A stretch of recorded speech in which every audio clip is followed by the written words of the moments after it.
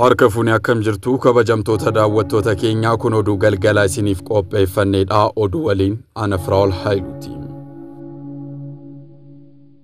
Qulqulluun abbaan keenya Abuna Maatiyaas du'aan boqachuu Haajii Muftii Umar Indiriisiin gaddeetti dhagahame ibsa.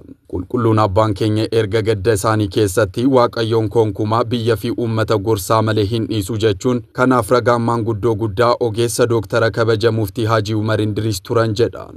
Akkasumas Itoophiyaan maanguddoota muraasa afaan dammaqubaan lakkaa'aman keessaa tokko kan ta'an faaya jaallatamaa bara keenya akka dhabdees dubbataniiru. Addunyaa dadhabina kana keessaa bahuun isaaniif boqonnaa ta'us biyyaaf garuu kasaaraa guddaa akka ta'es ibsanii jiru. Kana malees warri umrii fi ogummaa walitti fidan yeroo hundumaa waan hin argamneef gaddi keenya gadi fagoodhas jedhan.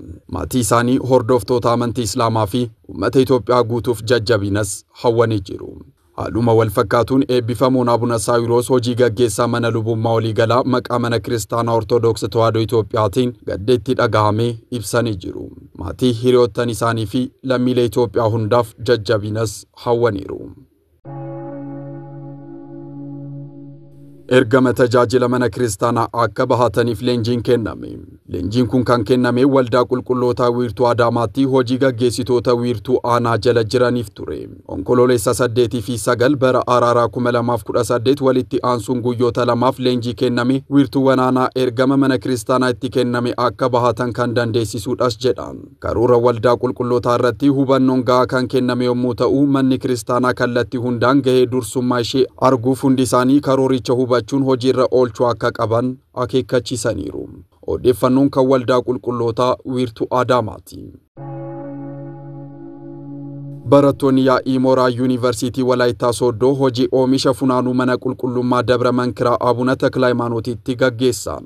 Barattoonni kunneen turtii isaanii yaa'ii mooraa keessatti barnoota furaa wal biratti deeggarsa hawaasummaa guutuu argatan ni dabalata. Kanaanis yaa'ii mooraa hedduun kan irratti hirmaatan yommuu ta'u hooggantoonni yaa'ii mooraa Yuunivarsiitii Walaayittaa Sooddoo midhaan boqqolloo mana Kiristaanaa Abuna Takla Hayimaanoot keessatti facaafame walitti qabuun tajaajila hawaasummaa guutuu kennanii jiru.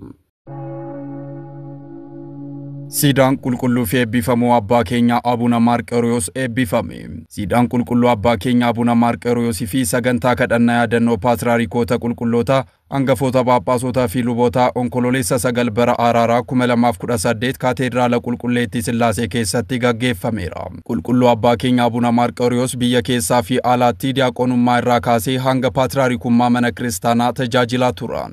Qulqulluun abbaan keenya guraandhala 25 bara araaraa 2014 addunyaa kanarraa boqachuu isaanii ni yaadatama. Sagantaa kanarratti eebbifamuu fi qulqulluu abbaan keenya Abuna Maatiyaas duree paatriyaarikii hangafoota phaaphaasota Itoophiyaa hangafa phaaphaasii Aksumii fi muudamaa teessoo Takla Hayimaanoot hangafoonni phaaphaasonni fi qondaaltonni mana lubummaa olaanoo akkasumas monoksoonni fi abbootiin biyya lallaba Finfinnee garagaraa argamanii jiru. Egaa kabajamtoota daawwattoota keenyaa oduu galgala isiniif qopheeffanne kanumaan goolabama. Qophiilee televezyiinii waldaa qulqulloota hafan waliin turtii gaarii.